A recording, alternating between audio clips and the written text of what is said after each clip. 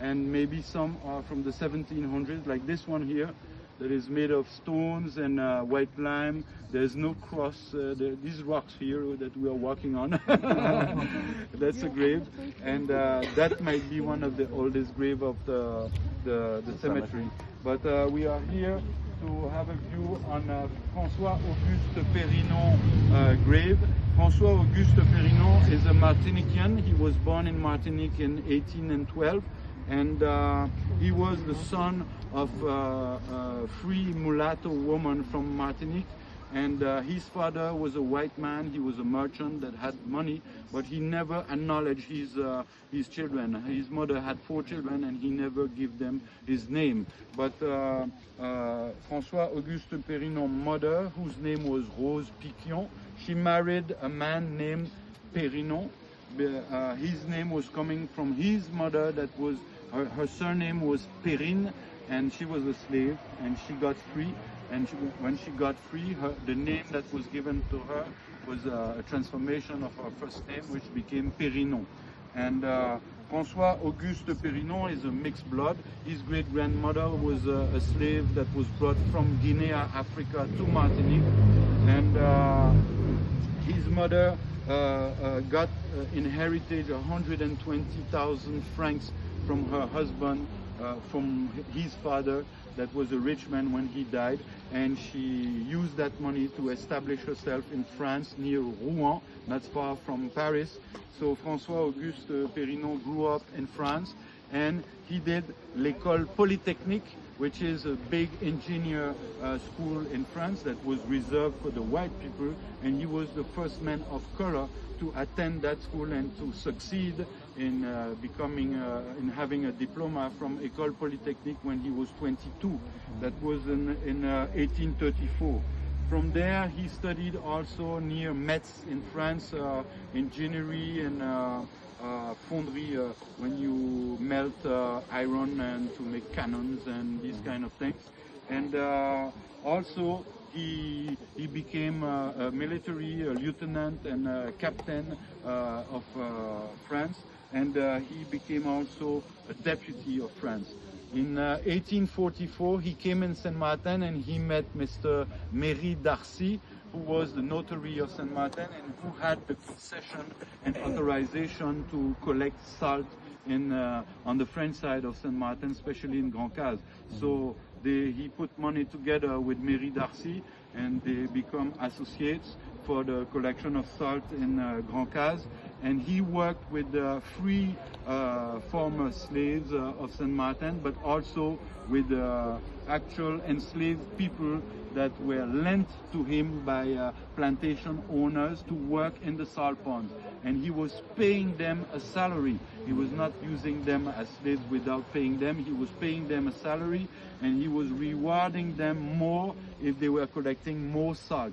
He also organized the collection of salt like a military, with different grades of people in charge of this, in charge of that, which brought a lot more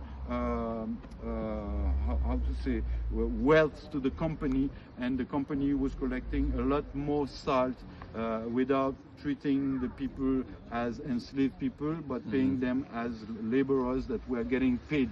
And doing so, he wrote a report on what was happening in Saint-Martin salt pond, explaining that because he was also working with Victor Schellcher, who was a deputy in France and who worked for the abolition, the decree of abolition of slavery in all French colonies. So he worked in Saint-Martin and wrote that report that he brought back in France to show that enslaved people that would get paid would bring more money to the company than if you use them as enslaved people without paying a salary. And he was doing so to bring arguments against the people that were anti-abolitionists, people that had plantations in Martinique, Guadeloupe, Guyana. They were against abolition, saying that the black enslaved people only understand the language of sticks and whips, and if you put them free, they are lazy people that will not do a thing, and that will ruin the colonies and the economy.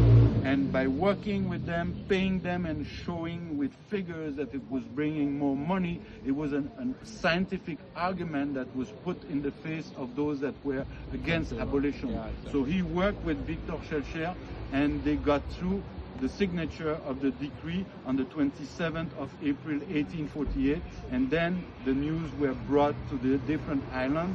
It arrived on the 23rd of May in Martinique, 27th of May in Guadeloupe, and 28th of May in Saint Martin, which we are celebrating, and we celebrated just recently.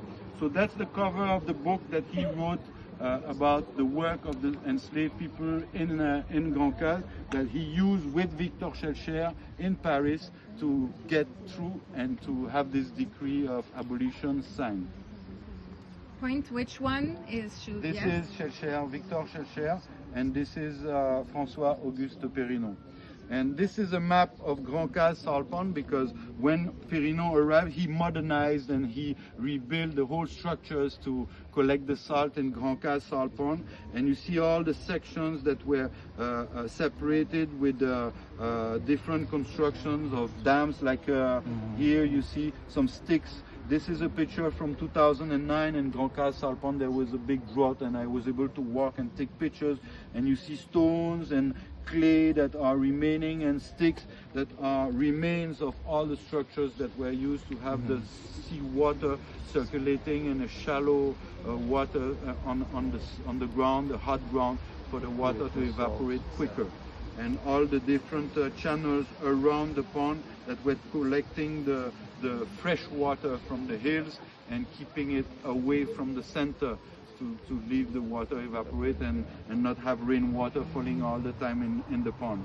And this is the decree of abolition, and the first article that is saying, Article 1, slavery will entirely be abolished in all the colonies and